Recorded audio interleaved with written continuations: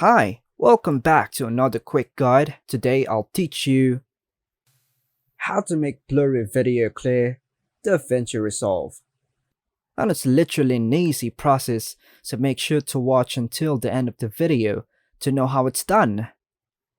To enhance the clarity of a blurry video in DaVinci Resolve, adhere to the steps. Initiate DaVinci Resolve on your PC and generate a new project. Assign a name to your preferred project, then click on Create. Thereafter, import your desired video into the project folder using the drag and drop feature. Choose the video clip you wish to enhance and navigate to the Inspector panel. Activate Super Scale within the inspector, then adjust both circular controls to the maximum extent. Allow a moment for the adjustments to take effect.